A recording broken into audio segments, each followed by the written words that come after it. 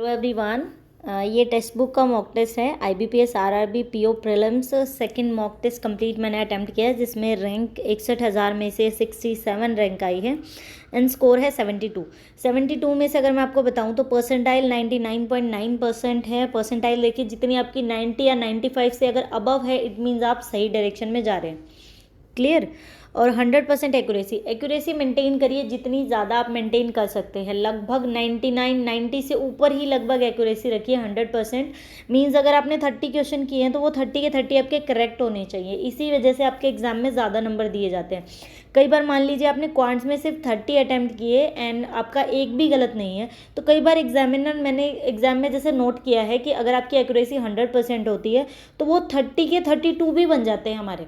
एक बार मैंने अटैम्प्ट कम किए थे लेकिन नंबर मेरे एग्ज़ाम में, फाइनल एग्ज़ाम में ज़्यादा आए हैं। तो वो एक्यूरेसी पे डिपेंड करता है। लेकिन आप ज़्यादा गलत कर दोगे तो मे भी वो काट भी लेते होंगे। मैंने इतने गलत नहीं किए, बट मैंने टीचर से सुना है कि एक्यूरेसी मेंटेन करनी चाहिए। कम करिए, कोशिश करिए, लेकिन सही करने हैं। तुक्के नहीं मारने ऐसे हम अंदाजे से लगा देते कि इसका ABCD लगा दिए। अगर सारे गलत हो गए तो वो आपके जो 2 नंबर या 1.5 नंबर, सवा नंबर जो आपको एक्स्ट्रा मिलना था वो नहीं मिलेगा। अगर हम अटैम्प्टेड की बात करें तो मैंने 72 क्वेश्चंस अटैम्प्ट किए थे। 72 कैसे? रीजनिंग में 40 आउट ऑफ 40 किए हैं। रीजनिंग मैं यही करती हूँ इस तरह से, एक बार मैं रीजनिंग के कुछ क्वेश्चंस कर लेती हूँ जो ईजी हैं, देन फिर PO में तो ऐसे ही करना चाहिए, फिर मैथ्स पे मूव कर जाती हूँ। सबसे पहले मैं रीजनिंग ही उठाती हूँ, देन फिर मैथ्स का मुझे आइडिया लग जाता है। पहले सिंप्लीफिकेशन, ये सब चीज़ें करके जो भी एग्जाम मुझे सेक्शन ज़्यादा इजी लगता है, देन फिर मैं उसके सारे क्वेश्चंस कर देती हूँ। तो मुझे इसमें रीजनिंग ठीक लगी, पजल्स वगैरह ठीक थी। अर्थमेटिक थोड़ा सा लेंथी दे रखा था, DIs भी ठीक थी, सिंप्लीफिकेशन, क्वाड्रेटिक इक्वेशन भी ठीक था इसका। लेकिन वो जो अर्थमेटिक के क्वेश्चंस हैं वो थोड़े से लेंथी थे, इसीलिए मैंने उनको स्किप किया, एक आधे अर्थमेटिक के क्वेश्चंस को। एंड जो आपका सिंप्लीफिकेशन का थोड़ा बड़ा लगा, टाइम कंज्यूमिंग, उसको भी छोड़ दिया। इसी तरह से इसमें 40 आउट ऑफ 40 अटैम्प्ट किए और मेरे सारे सही हैं। इसमें मैंने 32 किए, 8 छोड़ दिए, बिकॉज छोड़ क्या दिए, मेरे पास टाइम ही नहीं बचा था, इसीलिए वो रह गए मेरे। तो देखिए, अगर आप स्कोर देखें तो टॉपर का स्कोर जैसे यहाँ तक है, उसके टॉपर्स के तो 80 आउट ऑफ 80 होंगे ना। यहाँ पे अगर हम रैंक देखें तो इसमें यहाँ दिखा रखे हैं, नीचे आपको दिखेगा नहीं, 72 मार्क्स हैं, इसलिए 67 रैंक है। तो आज हम इसी मॉक टेस्ट को कंप्लीट करेंगे। आज मैं आपको सेकंड मॉक टेस्ट कराऊंगी। इसी तरह से 20 से 25 मॉक टेस्ट हैं, कंप्लीट करेंगे। एटलीस्ट अगर रीजनिंग नहीं हो पाई तो क्वांट का सेक्शन तो सभी का कंप्लीट कर देंगे। आप लोग अटैम्प्ट कर लीजिए, अगर आपने कर रखा है तो हम इसका ढंग से एनालिसिस करेंगे। आप एनालिसिस भी देखेंगे ना तो भी आपकी इंप्रूवमेंट होगी चीज़ों को लेके। फटाफट जैसे ही मुझे टाइम लगेगा, मेरा मन है कि मैं थोड़े ही दिन में आपको 25 के 25 मॉक टेस्ट जितने भी इसमें दे रखे हैं, 25 RRB PO से रिगार्डिंग, तो वो हम कंप्लीट कर देंगे। हम इसका क्वांट का एनालिसिस करेंगे अच्छे से। मैं आपको समझाऊंगी कि ये क्वेश्चन कैसे करना है पूरा आराम से। जो लास्ट वीडियो मैंने बनाई थी जिसमें लाइव मॉक टेस्ट था RRB क्लर्क के रिलेटेड, क्लर्क का एग्जाम क्या होता है, ईजी होता है, इसीलिए उसमें क्वेश्चन स्किप करना कोई अच्छा वो वे नहीं है, बिकॉज उसमें कट ऑफ कितनी जाती है, 78, 79। फाइनल एग्जाम में इतनी होती है 76, इस तरह से।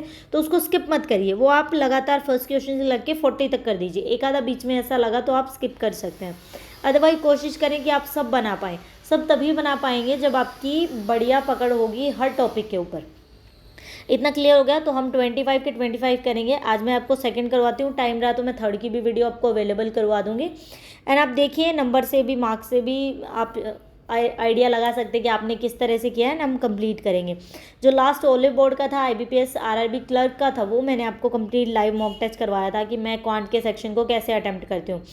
एक तो देखिए, उसमें मेरे को स्क्रीन पे ही लिखना था, थोड़ा सा टाइम कंफ्यूजिंग इसलिए था, वरना और भी कम टाइम लगता, बिकॉज क्लर्क में कम से कम 17 से 18 मिनट में आपका एक सेक्शन कंप्लीट हो जाना चाहिए। कुछ स्टूडेंट्स तो इतने फास्ट होते हैं कि वो पूरा पेपर करके रिवाइज भी कर, उनकी 5 से 6 मिनट बच जाती हैं लास्ट में। मैंने सच में सुना हुआ है। हमारे बैच में थे कुछ जैसे जो टॉपर्स वगैरह या ऐसे जिनसे बात करते थे टीचर्स, तो उनका ये था कि हमारे 5-7 मिनट बच भी जाते हैं तो हम रिवाइज़ कर लेते हैं कि कोई गलत है या नहीं है, ऐसे करके जिसमें ज़्यादा डाउट लगता है उसको दोबारा कर लेते हैं।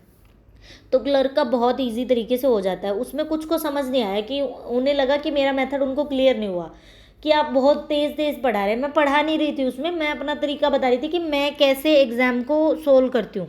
जैसे जब एग्ज़ाम में कर रहे होते हो तो मैं किस हिसाब से करती हूँ, वो मैं आपके समझाने के लिए नहीं था। वो अच्छे से पूरा क्वेश्चन लिखा होगा, अच्छे से एक्सप्लेन करूँगी कैसे क्या करना है, वो हम कंप्लीट करवाऊँगी। अब जो भी मॉक टेस्ट करेंगे आपको अच्छे से एक्सप्लेन करवाऊँगी। वो जस्ट मेरा तरीका था, मैं किस हिसाब से मॉक टेस्ट को देती हूँ। उसमें समझाने लग जाऊँगी तो 20 मिनट में सोल्व नहीं होगा ना, इसीलिए। ठीक है, इस वीडियो को यहीं कंप्लीट करते हैं। आप अपने जो भी आपके जितने भी नंबर आए आप कमेंट सेक्शन में लिख दीजिए, मुझे भी आइडिया रहे कि आपके कितने तक नंबर आ रहे हैं। Thank you for watching the video.